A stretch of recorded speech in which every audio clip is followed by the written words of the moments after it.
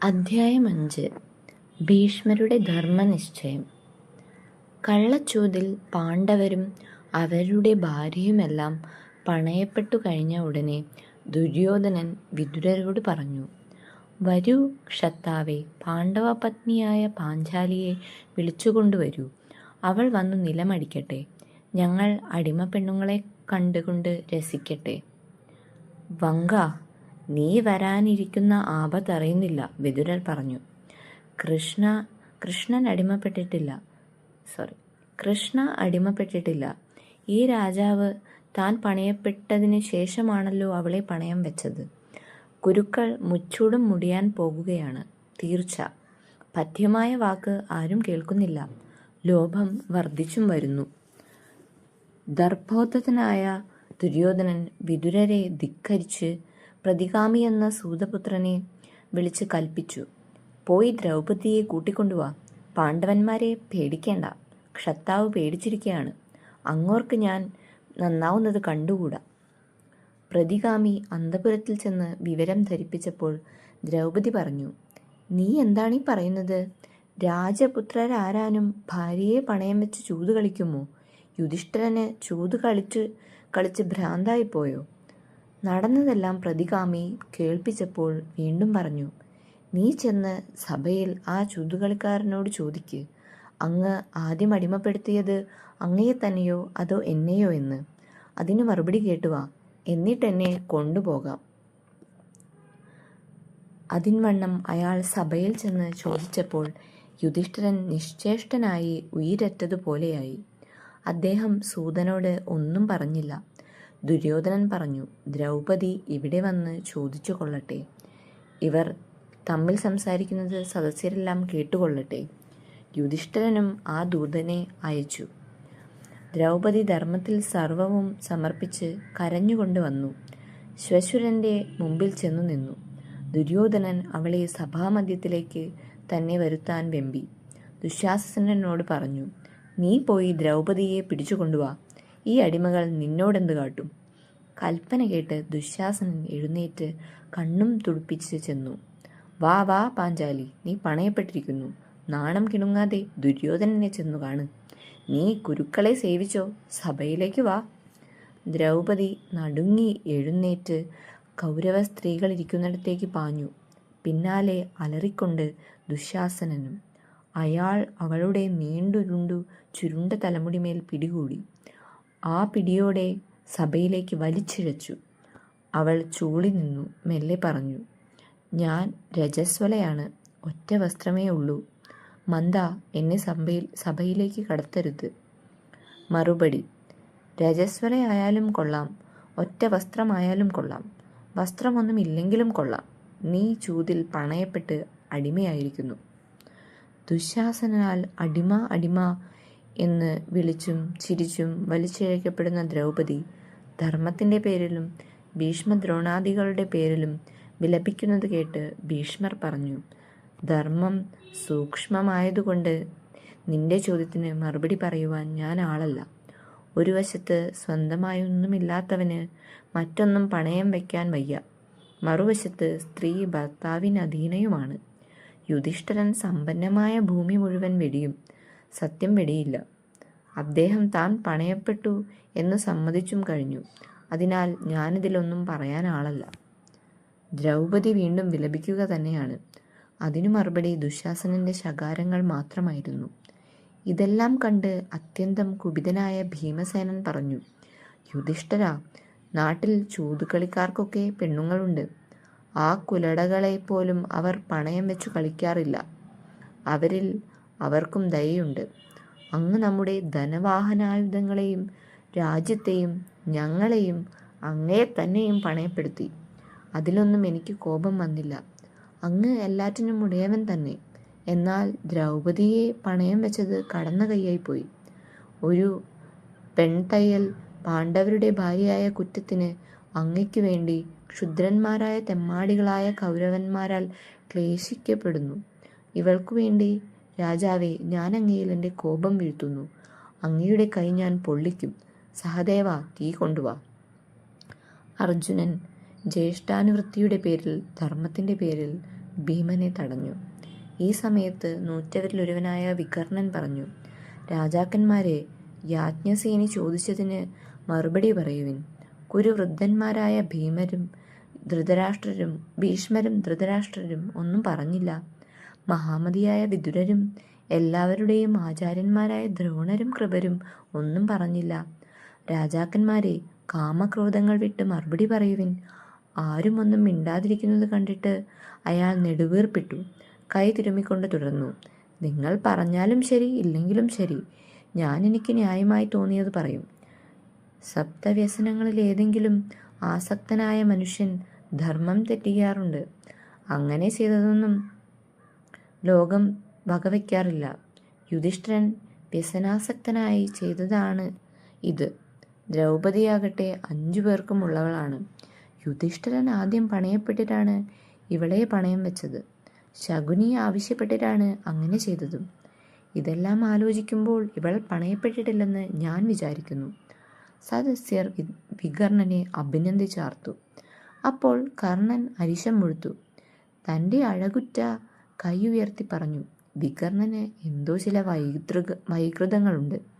ദ്രൗപദി ചോദിച്ചിട്ടും ഇവരാരും ഒന്നും പറയാത്തതുകൊണ്ട് അവൾ ധർമ്മത്താൽ അടിമയായിരിക്കുന്നു എന്നാണ് ഇവർ വിചാരിക്കുന്നതെന്ന് തോന്നുന്നു. വികർണ, നീ കുട്ടിയായതുകൊണ്ട് പൊട്ടിത്തെറിക്കുകയാണ്. നീയുണ്ടോ ധർമ്മതത്വം അറിയുന്നു? യുധിഷ്ഠിരൻ സഭയിൽ സർവസ്വവും പണയം വെച്ചു. ആ സർവസ്വത്തിൽ ദ്രൗപദിയും പെടുന്നു. എന്നല്ല, ദ്രൗപദിയുടെ പേർ എടുത്തു ചോദിക്കുകയും അതങ്ങോർ സമ്മതിക്കുകയും ചെയ്തിരിക്കുന്നു. പിന്നെ എങ്ങനെയാണ് ഇവൾ പണയപ്പെട്ടിട്ടില്ലെന്ന് വരിക? ഇനി സഭയിലേക്ക് ഒറ്റ വസ്ത്രത്തോടെ കൊണ്ടുവന്നത് അധർമ്മമായി എന്നാണെങ്കിൽ കേട്ടോളൂ. സ്ത്രീക്ക് ഒരു ഭർത്താവിനെയേ ദേവന്മാർ വിധിച്ചിട്ടുള്ളൂ. ഇവളാകട്ടെ പലർക്കുമുള്ളവളാകയാൽ കുലട തന്നെ. അവളെ സഭയിൽ കൊണ്ടുവന്നാലൊന്നുമില്ല. ഒറ്റ വസ്ത്രമായാലും കൊള്ളാം, വസ്ത്രമേ ഇല്ലെങ്കിലും കൊള്ളാം. ഇവരും ഇവരുടേതുമെല്ലാം ധർമ്മത്താൽ ശകുനി നേടിയ സ്വത്താണ്. ദുശാസന, ഈ വികർണനുണ്ടല്ലോ, പച്ചക്കുട്ടി, അറിവുള്ളവനെന്ന് ഭാവിക്കുകയാണ്. താങ്കൾ പാണ്ഡവരുടെ വസ്ത്രമെല്ലാം വാങ്ങിവെക്കൂ, ദ്രൗപദിയുടെയും. ഇതു കേട്ട ഉടനെ പാണ്ഡവരെല്ലാം തങ്ങളുടെ ഉത്തരീയ വസ്ത്രങ്ങൾ അഴിച്ച് സഭയിൽ വെച്ചു. പിന്നെ ദുശാസനൻ ആ സഭാമധ്യത്തിൽ വെച്ച് ദ്രൗപദിയുടെ ഉടയാട പിടിച്ചഴിക്കാൻ തുടങ്ങി. പെട്ടെന്നവിടെ സഭ്യന്മാർ അയ്യയ്യേ എന്ന് ആർത്തു വിളിച്ചു. പാണ്ഡവരെ നോക്കി കോരിത്തരിപ്പുണ്ടാക്കുമാർ കലമ്പൽ കൂട്ടുകയും ചെയ്തു. കൗരവരാരും ദ്രൗപദിയുടെ ചോദ്യത്തിന് മറുപടി പറഞ്ഞില്ലല്ലോ എന്ന് ആർത്തു വിളിക്കുകയും ചെയ്തു. അപ്പോൾ സർവധർമ്മജ്ഞനായ വിദുരർ എഴുന്നേറ്റ് കൈ ഉയർത്തി സദസ്യരെ തടഞ്ഞു പറഞ്ഞു, ദ്രൗപദി ഇതാ ചോദ്യം ചോദിച്ച് അനാഥയെപ്പോലെ നിലവിളിക്കുന്നു. ആരും ഒന്നും പറയുന്നില്ല. ധർമ്മമാണ് ഇവിടെ പീഡിപ്പിക്കപ്പെടുന്നത്. ദുഃഖിതൻ കത്തുന്ന തീ പോലെയാണ് സഭയിലേക്ക് വരുന്നത്. അതിനെ സഭ്യന്മാർ സത്യം കൊണ്ടും ധർമ്മം കൊണ്ടും വേണം ഒതുക്കുവാൻ. വികർണൻ അയാളുടെ അറിവിനൊത്തു പറഞ്ഞു, രാജാക്കന്മാരെ, നിങ്ങളും അറിവുള്ളയിടത്തോളം പറയുവിൻ. സഭ അപ്പോഴും നിശബ്ദം തന്നെ. ദുശാസനൻ അപ്പോഴും ലജ്ജിച്ച് വിറച്ചു ലഭിക്കുന്ന ദ്രൗപദിയെ സഭയിലിട്ടൊലുമ്പുക തന്നെയായിരുന്നു. അതിനിടയിൽ ദ്രൗപദി പറഞ്ഞു, ആദ്യം ചെയ്യേണ്ടതു ചെയ്യാതെ പിന്നെ വേണ്ടതാണിവിടെ നടക്കുന്നത്. ഞാൻ ഈ കുരുസഭയിൽ ഗുരുജനങ്ങളെ അഭിവാദ്യം ചെയ്യുന്നു. ഞാനത് ചെയ്തില്ലെന്ന കുറ്റം വരാതിരിക്കട്ടെ. ധർമ്മരാജാവിൻ്റെ സവർണ പത്നിയായ ഞാൻ ദാസിയാണോ അല്ലയോ? കൗരവരെ പറയുവിൻ, ഞാനതനുസരിച്ച് നടന്നുകൊള്ളാം. ഈ നീചൻ എന്നെ വല്ലാതെ വലയ്ക്കുന്നു. ഇതിന് ഏറെ സഹിക്കാൻ വയ്യ. ഞാൻ പണയപ്പെട്ടിരിക്കുന്നുവോ ഇല്ലയോ? കല്യാണി, ഞാൻ പറഞ്ഞുവല്ലോ, ഭീഷ്മർ പറഞ്ഞു, ധർമ്മത്തിൻ്റെ സൂക്ഷ്മഗതിയെ ലോകത്തിൽ മഹാത്മാക്കളായ വിപ്രന്മാർക്ക് പോലും അറിയാൻ മേല. ലോകത്തിൽ ബലവാനായ പുരുഷൻ ധർമ്മത്തെ ഏതു നിലയിൽ കാണുന്നുവോ അതുതന്നെയാണ് ധർമ്മമെന്ന് ധർമ്മചിന്തയിൽ മറ്റുള്ളവരും പറയുന്നു. ഒന്ന് തീർച്ച, ഈ വംശം നശിക്കാൻ ഇനി താമസമില്ല. അത്രയ്ക്കും ലോഭവും മോഹവും നിറഞ്ഞിരിക്കുന്നു. കുലത്തിൽ ജനിച്ചവർ വല്ലാതെ വ്യസനം നേരിട്ടാലും ധർമ്മമാർഗത്തിൽ നിന്ന് ഇടറാറില്ല. ഇതിനുദാഹരണം കല്യാണി, ഞങ്ങളുടെ വധുവായ നീ തന്നെ. കഷ്ടപ്പാടിലും നിന്റെ ഈ ധർമ്മശ്രദ്ധ ഉചിതമത്രേ. ധർമ്മജ്ഞരും വൃദ്ധരുമായ ഈ ദ്രോണാദികളൊക്കെ പ്രാണൻ പോയ പോലെ ശൂന്യരായി കുനിഞ്ഞിരിക്കുകയാണല്ലോ. യുധിഷ്ഠിരനാണ് ഈ ചോദ്യത്തിൽ പ്രമാണമെന്ന് ഞാൻ വിചാരിക്കുന്നു. നീ പണയപ്പെട്ടുവോ ഇല്ലയോ എന്ന് അദ്ദേഹമാണ് പറയേണ്ടത്. മറ്റു രാജാക്കന്മാർ ദ്രൗപദി തേങ്ങി തേങ്ങി കരയുന്നത് കണ്ടിട്ടും ദുര്യോധനനെ പേടിച്ച് നല്ലതോ തീയതോ ഒന്നും പറഞ്ഞില്ല. അപ്പോൾ ദുര്യോധനൻ ചിരിച്ചുകൊണ്ട് പറഞ്ഞു, മഹാസത്വേ, നിങ്ങൾ ഈ ചോദ്യത്തെ നിന്റെ ഭർത്താവായ ഭീമന്റെയോ അർജുനന്റെയോ നകുലന്റെയോ സഹദേവന്റെയോ കയ്യിൽ കൊടുക്കൂ. അവർ നിനക്ക് വേണ്ടി സഭയിൽ പറയട്ടെ. യുധിഷ്ഠിരന് നിന്റെ മേൽ ഉടമയില്ലെന്ന്. ധർമ്മരാജാവിനെ അസത്യവാനാക്കട്ടെ അവർ. ഞാൻ നിന്നെ അടിമത്തത്തിൽ നിന്ന് വിടാം. അല്ലെങ്കിൽ അദ്ദേഹം തന്നെ പറയട്ടെ, തനിക്ക് നിന്റെ മേൽ ഉടമയില്ലെന്ന്. ഈ സഭയിൽ ഉള്ളവരെല്ലാം ഒന്നും മിണ്ടാത്തത് നിന്റെ ഭാഗ്യം കെട്ട ഭർത്താക്കന്മാരെ വിചാരിച്ചിട്ടാണ്. സദസ്യർ ദുര്യോധനനെ അഭിനന്ദിച്ചു, വസ്ത്രം വീശി. അയാളെ ധാർമ്മികനെന്ന് പൂജിച്ചു, പ്രീതി പൂണ്ടു. എല്ലാവരും യുധിഷ്ഠിരാദികളുടെ മുഖത്തേക്ക് ചെരിഞ്ഞു നോക്കി. എന്തു പറയുന്നു ഇവരെന്ന്. ശബ്ദമടങ്ങിയപ്പോൾ ഭീമൻ തൻ്റെ തടിച്ചുരുണ്ട കൈ ഉയർത്തി പറഞ്ഞു, ഈ ധർമ്മരാജാവ് ഞങ്ങളുടെ കുലത്തിന് ഗുരുവല്ലെങ്കിൽ ഞങ്ങൾ പൊറുക്കില്ലായിരുന്നു. ഞങ്ങളുടെ പുണ്യതപസ്സുകൾക്കും പ്രാണങ്ങൾക്കും ഉടയവനായ ഇദ്ദേഹം തന്നെ പണയപ്പെട്ടതായി വിചാരിക്കുന്നെങ്കിൽ ഞങ്ങൾ പണയപ്പെട്ടു. എന്നാൽ പാഞ്ചാലിയുടെ ആ തലമുടി തൊട്ടവൻ എൻ്റെ പക്കൽ നിന്ന് ജീവനോടെ പോവില്ല. ജ്യേഷ്ഠാനുവൃത്തികൾ അർജുനൻ്റെ വിലക്കൽ കൊണ്ടും തടയപ്പെട്ടിരുന്നില്ലെങ്കിൽ ഞാൻ ധാർത്തരാഷ്ട്രന്മാരെ തച്ചു ചമ്മന്തിയാക്കി അരച്ചേന്. ഭീഷ്മ ദ്രോണ വിതുരന്മാർ പറഞ്ഞു, ക്ഷമിക്കുക, അതങ്ങനെ തന്നെ അനുഭവിക്കും. ഒടുവിൽ ദുര്യോധനൻ മനം കെട്ടു മിണ്ടാതെ നിൽക്കുന്ന യുധിഷ്ഠിരനോട് പറഞ്ഞു, രാജാവേ, ഭീമാർജുനാദികൾ അങ്ങയുടെ വരുതിയിലാണത്രേ. അങ്ങ് പറയൂ, പാഞ്ചാലി പണയപ്പെട്ടിട്ടില്ലേ? ഇത് പറഞ്ഞ് അയാൾ പാഞ്ചാലിയെ നോക്കി പുഞ്ചിരിയിട്ടുകൊണ്ട് തൻ്റെ ഉടയാട മാടിക്കേറ്റി ലക്ഷണമൊത്ത തുട കാണിച്ചു കൊടുത്തു. കോപം കൊണ്ട് കത്തിയാളുന്ന ഭീമൻ കണ്ണുരുട്ടി പറഞ്ഞു, ഈ തുട ഞാൻ തച്ചു പൊളിച്ചില്ലെങ്കിൽ തനിക്ക് പിതൃക്കളുടെ സാലോക്യം വേണ്ട. വിതുരർ ആപത്തുകൾ പെരുകി വരുന്നതിനെപ്പറ്റി വീണ്ടും താക്കീത് കൊടുത്തു. ദ്രൗപദി പണയപ്പെട്ടിട്ടില്ലെന്ന് വീണ്ടും വാദിച്ചു നോക്കി. ആ സമയത്ത് ധൃതരാഷ്ട്ര ഗൃഹത്തിലെ അഗ്നിഹോത്രശാലയിൽ കുറുക്കൻ ഓരിയിട്ടു. മറ്റു പല ദുശകുനങ്ങളും ഉണ്ടായി. ഗാന്ധാരി വന്ന് വിതുരാദികളോടുകൂടി ധൃതരാഷ്ട്രരെ ആപത്തറിയിച്ചു. ദുശകുനങ്ങൾ കേട്ട് പേടിച്ചതിനാലും ഗാന്ധാരി വിതുരന്മാരുടെ ഉപദേശത്താലും ധൃതരാഷ്ട്രർ പാണ്ഡവരുടെ ദാസ്യം വിടുർത്തിക്കൊടുത്ത് അവരെ ഇന്ദ്രപ്രസ്ഥത്തിലേക്ക് തിരിച്ചയച്ചു. പക്ഷേ താമസമുണ്ടായില്ല. ദുര്യോധനാദികളുടെ നിർബന്ധത്താൽ രണ്ടാമതും അവരെ ചൂതിനു വിളിക്കാൻ.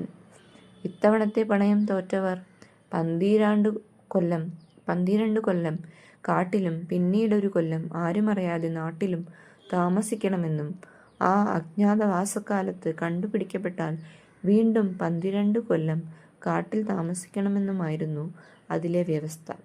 ആ അനുദ്യൂതത്തിലും യുധിഷ്ഠിരൻ തന്നെ തോറ്റു. പാണ്ഡവർ ദ്രൗപദിയോടുകൂടി കാട്ടിലേക്ക് പോവുകയും ചെയ്തു. ദുര്യോധനാദികൾ വരാനിരിക്കുന്ന യുദ്ധവിപത്തിൽ ദ്രോണരെ ദ്വീപമായി കരുതി പുതുതായി നേടിയ രാജ്യം അദ്ദേഹത്തിന് സമർപ്പിച്ചു. അദ്ദേഹം പാണ്ഡവരുടെ ബന്ധുവായ ദ്രുപദന് തന്നോടുള്ള പൂർവ്വവൈര്യവും മറ്റുമോർത്ത് ആ ഭാരം കൈയേൽക്കുകയും ചെയ്തു. അങ്ങനെ ധർമ്മ പ്രവക്താവായ വ്യാസഭഗവാൻ മഹത്തായൊരു രാജ്യത്തെയാകെ വിഷമിപ്പിച്ച ദ്രൗപദിയുടെ ധർമ്മപ്രശ്നത്തിന് തക്ക മറുപടിയില്ലെന്ന് തോന്നുമാറ് ആ രംഗം അവസാനിപ്പിച്ചു കളഞ്ഞു.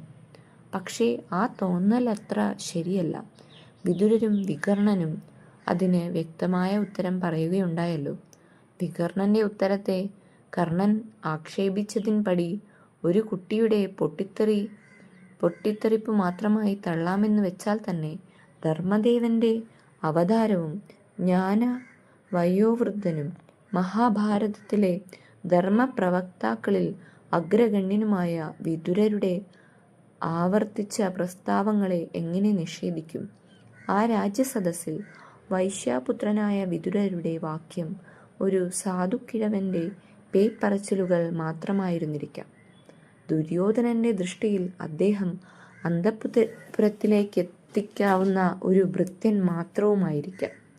എന്നാൽ ബാഹ്യലോകത്തിന് അന്നും ഇന്നും വിതുരവാക്യം വിലപ്പെട്ടതു തന്നെയാണല്ലോ. എന്നല്ല, മറ്റു രാജാക്കന്മാർ ദുര്യോധനനെ ഭയപ്പെട്ടിട്ടാണ് മിണ്ടാതിരുന്നതെന്ന് പറഞ്ഞപ്പോൾ അവരുടെ അഭിപ്രായവും ദുര്യോധനൻ ഇഷ്ടപ്പെടാത്തതാണെന്ന്.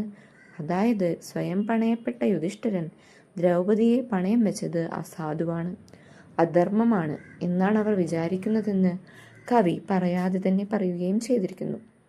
ഇടയ്ക്ക് ഒരാവരണത്തിനുള്ളിൽ 4 വാക്കോടുകൂടി സ്ത്രീ പുരുഷന്റെ ഒരു ജംഗമ സ്വത്ത് മാത്രമാണെന്ന സ്മൃതിയും നിർകൃഷ്ടമായ അടിമ സമ്പ്രദായവും നിലനിന്നിരുന്ന ഒരു കാലത്തെ തനി ജീവിത യാഥാർത്ഥ്യമാണ് ഈ കഥയിലുള്ളത്. അതു രണ്ടും ഏറെക്കുറെ പോയി മറഞ്ഞിട്ടുള്ള ഇന്നത്തെ ലോകത്തിൻ്റെ മുമ്പിൽ ആ പഴങ്കഥ എടുത്തുവെച്ച് ധർമ്മചിന്ത നടത്തുന്നത് കാണുമ്പോൾ ചിലർക്ക് ചിരി വരുന്നുണ്ടാവാം.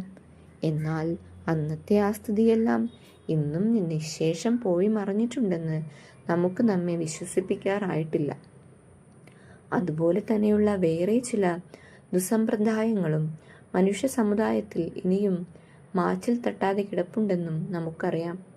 അവയുടെ ബലത്തിന്മേൽ അന്ന് ദ്രൗപദിയുടെ മേൽ നടന്ന മാതിരിയുള്ള അത്യാചാരങ്ങൾ ഇന്നും ലോകത്തിൽ അവിടെവിടെ ഏറെക്കുറെ നടക്കുന്നുണ്ട്, മേലിലും നടക്കാനിടയുണ്ട്. അവ നമ്മുടെ മുമ്പിലും ചില ധർമ്മപ്രശ്നങ്ങൾ വലിച്ചിടുന്നുണ്ടെന്നു കാണാം കണ്ണുള്ളവർക്ക്. ചുരുക്കത്തിൽ, യുധിഷ്ഠിരൻ ദ്രൗപദിയെ പണയം വെച്ചത് താൻ പണയപ്പെടുന്നതിന് മുമ്പോ പിമ്പോ എന്ന ലഘു വിഷയമല്ല, ഗൗരവമേറിയ മറ്റൊന്നാണ് ഇതിൽ ആണ്ടുകിടക്കുന്നതെന്ന് നമുക്ക് കാണാൻ കഴിയേണ്ടതാണ്. മേൽ വിവരിച്ച വിധം ദ്രൗപദിയുടെ ചോദ്യത്തിനുള്ള ഉത്തരം വിതുര വികർണന്മാർ പറഞ്ഞതുപോലെ തുലോം വ്യക്തമാണ്. എന്നിട്ടും ആ രംഗത്തെ അതിന് ശരിക്കൊരു മറുപടി ഉണ്ടായില്ലെന്ന ഭാവത്തിൽ കവി അവസാനിപ്പിക്കാനെന്തേ? എന്നല്ല, ഗുരുപിതാമഹനായ ഭീഷ്മരെ കൊണ്ട് അതിനൊരുത്തരം പറയുക സാധ്യമല്ല എന്ന് ഒരിക്കലല്ല 2 വട്ടം പറയിച്ചതെന്തേ? ഭീഷ്മർ ധർമ്മജ്ഞതയിൽ വിതുരരെക്കാൾ ഒട്ടും ഒരു വിധത്തിലും കുറഞ്ഞ ആളല്ല. വിതുരരുടെ പിതൃസ്ഥാനം കൂടിയുള്ള അദ്ദേഹത്തിന് ആ വികർണന് പോലും അറിയാവുന്നത് മനസ്സിലായില്ലെന്ന് വരുമോ? മറ്റു രാജാക്കന്മാർക്കെന്ന പോലെ ഭീഷ്മർക്ക് ദുര്യോധനനെ പേടിയുണ്ടെന്നും വിചാരിച്ചുകൂടാ. യൗവനാരംഭത്തിലെ എടുത്ത പ്രതിജ്ഞ മൂലം അദ്ദേഹം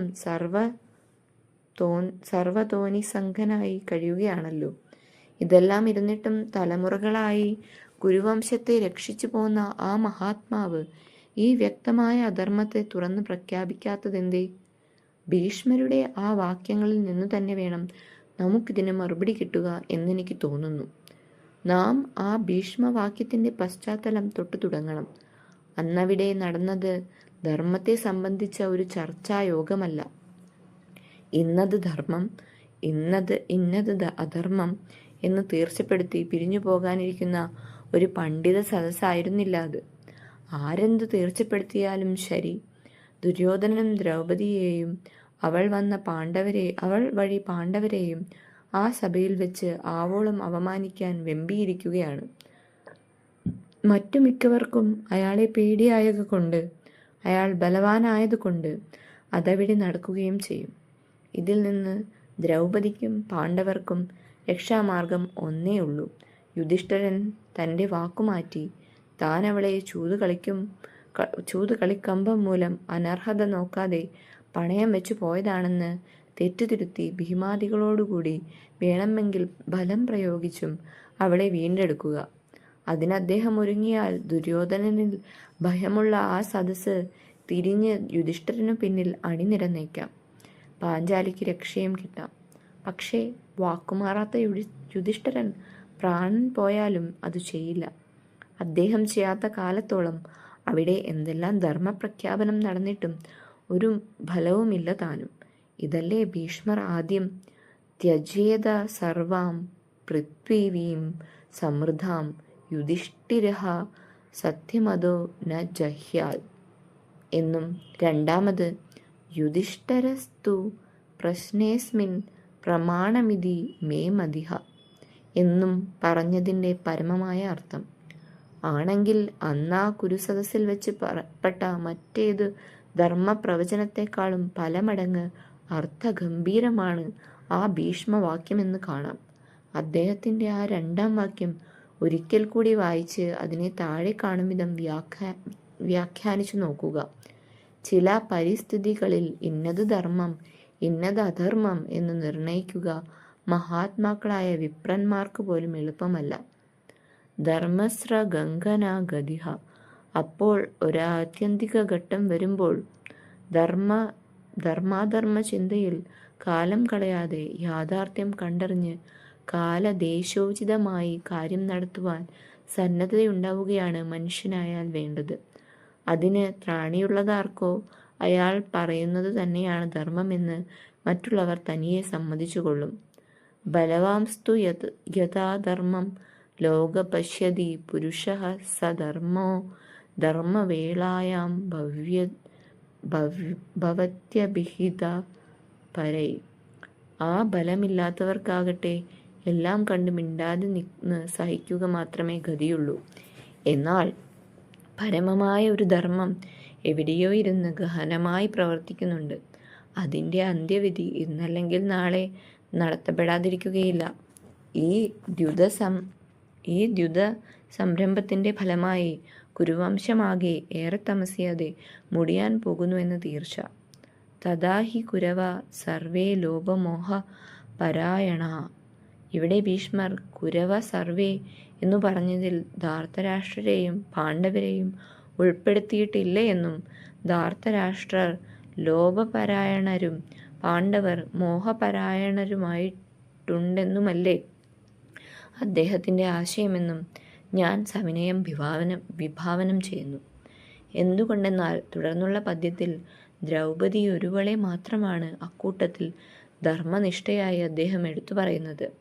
കുലേഷു ജാത കല്യാണി വ്യസനാബൃഹതാ വൃഷം ധർമ്മ്യാത്മാർഗാണ ച്യവ്യന്തേ യഥാ നസ്ത്വം വധൂഹ സ്ഥിത. അപ്പോൾ സർവസംഹാരിയായ ആ യുദ്ധവൈശസ്യം വന്നത് ധാർത്തരാഷ്ട്രരുടെ ലോപപരായണത കൊണ്ടെന്ന പോലെ പാണ്ഡവരുടെ മോഹപരായണത കൊണ്ട്, അകർമ്മണ്യത കൊണ്ട്, അവ്യവസായിത കൊണ്ട് കൂടിയാണെന്നും വരും. ഒടുക്കം യുദ്ധം വന്നപ്പോൾ പല ഘട്ടങ്ങളിലും ധർമാധർമ്മ ചിന്തയ്ക്ക് നിൽക്കാതെ കാലോചിതമായി കർമ്മണ്യതയോടെ അധർമ്മമായി പോലും പൊരുതിയതിൻ്റെ ഫലമായിട്ടാണ് പാണ്ഡവർ അതിൽ വിജയം നേടിയത്.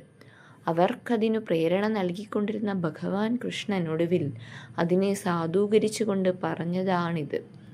പൂർവൈരനുഗതോ മാർഗോ ദേവൈരസുരഘാതിഭി സദ്ഭിച്ഛാനുഗതഃ പന്ഥാഃ സ സർവൈരനുഗമ്യത്തെ.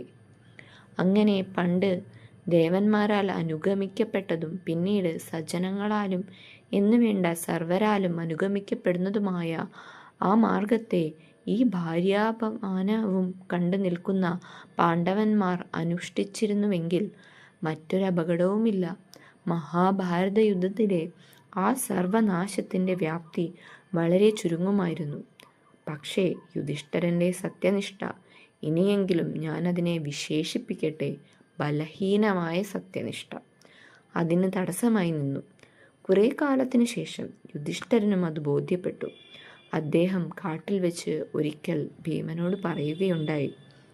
ഭൂയോപി ദുഃഖം മമ ഭീമസേന ദൂയേ വിശ്വസ്യേവ രസം വിദ്ധിത്വ യദ്യാജ്ഞസേനീം പരികൃഷ്യമാണാം സദൃശ്യ തൽക്ഷാന്തമിതി സ്മ ഭീമ. ശരിയായ ധർമ്മം അനുഷ്ഠിച്ച ഒരാൾക്ക് ഒരിക്കലും ഇങ്ങനെ പശ്ചാത്തപിപ്പാൻ ഇടവരരുത്. അന്ന് ധർമ്മത്തിൻ്റെ പേരിൽ ഈ ദൗർബല്യം കാണിച്ചതിൻ്റെ ഫലം ഇതിലും തിക്തതരമായി പാണ്ഡവന്മാർക്ക് വീണ്ടും സഹിക്കേണ്ടി വന്നതുകൂടി ഇവിടെ ചൂണ്ടിക്കാണിക്കട്ടെ. വനവാസകാലത്തൊരിക്കൽ ആ വഴിക്ക് പോയിരുന്ന ജയന്ദ്രഥൻ ഈ കൗരവ സഹോദരരുടെ ശ്യാലൻ ആശ്രമത്തിൽ ഏകാഗ്നിയായി നിൽക്കുന്ന ദ്രൗപദിയെ പിടിച്ചു കൊണ്ടുപോവുകയുണ്ടായി.